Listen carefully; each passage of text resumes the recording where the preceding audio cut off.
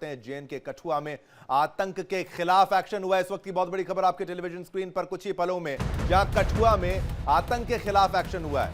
कठुआ में 2 पुलिस अधिकारी बर्खास्त हुए हैं और आतंकियों के साथ कथित संबंधों के चलते ही एक्शन लिया गया है। तो कठुआ में 2 पुलिस अधिकारी बर्खास्त हुए हैं। जम्मू कश्मीर के कठुआ जिले में आतंकवादियों के साथ कथित संबंधों के चलते 2 विशेष पुलिस अधिकारी को सेवा से बर्खास्त कर दिया गया। पुलिस अधिकारियों के अनुसार बर्खास्त किए गए एसपीओ अब्दुल लतीफ और मोहम्मद अब्बास पहले भी आतंकवादी गतिविधियों में कथित संलिप्तता के कारण गिरफ्तार हो चुके थे। कठुआ की एसएसपी मोहिता शर्मा ने दोनों एसपीओ को तत्काल प्रभाव से बर्खास्त करने का आदेश दिया। पुलिस ने बताया कि इन दोनों पर आतंकवादियों को सहायता प्रदान करने का आरोप है। तो कठुआ में आतंक के खिलाफ एक्शन, जम्मू कश्मीर में 2 पुलिस अधिकारी बर्खास्त हुए हैं, यह भी खबर सामने आ रही है।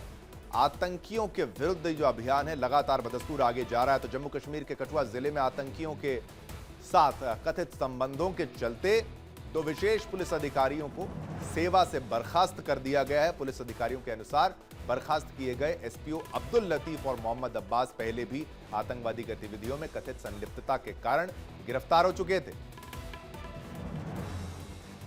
इसी पर और जानकारी देने के लिए चलते हैं हमारे सहयोगी रमन सैनी के पास। रमन, जरा विस्तार से बताइए पूरी खबर को लेकर, कैसे कुछ गद्दार हैं जो जानकारियां पहुंचाते हैं, संलिप्त होते हैं, उनके बारे में ये क्या रिपोर्ट है?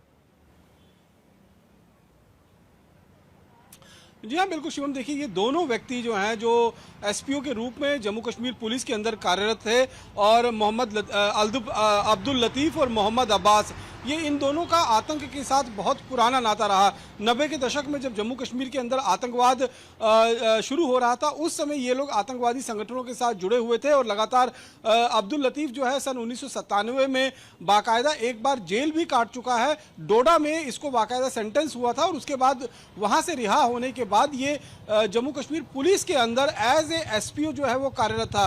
मैं आपको बता दूं, उस समय जम्मू कश्मीर के अंदर धारा 370 और 35 से हटा नहीं था, यहाँ पर लागू रहता था वो धारा 370। और ऐसे में कहीं ना कहीं हीलिंग टच पॉलिसी के नाम पर इस तरीके के लोग जो आतंक से जुड़े हुए थे, जिन्होंने सजा काट ली थी या जो लोग सरेंडर कर चुके थे, इनको सही रास्ते पर लाने के लिए इस तरीके से बेल्ट फोर्सेस में जो है वो ज्वाइन करवाया जाता था ताकि ये लोग सही रास्ते पर आ जाए। लेकिन इनमें से कुछ लोग ऐसे थे जो बेल्ट फोर्सेस ज्वाइन तो कर लेते थे, लेकिन कहीं ना कहीं आतंक का रास्ता नहीं छोड़ते थे। आतंकियों को लॉजिस्टिक सपोर्ट, उनको इंफॉर्मेशन मुहैया करवाने की सिलसिला जो है उनका लगातार जारी रहता था। जो मोहम्मद अब्बास है, उसके ऊपर 4 एफआईआर जो हैं वो लगी हुई थी और इन दोनों के ऊपर हम ये कहें कि 2019 के बाद जब जम्मू कश्मीर से धारा 370 हटाई गई, उसके बाद एक नई वेरिफिकेशन पॉलिसी जो है वो जम्मू कश्मीर में लेफ्टिनेंट गवर्नर मनोज सिन्हा की अध्यक्षता में लाया गया और सभी सरकारी मुलाजिमों की सीआईडी वेरिफिकेशन करवाई गई। उसमें जो है ये मालूम चला कि ये 2 व्यक्ति जो कठुआ में कार्यरत हैं,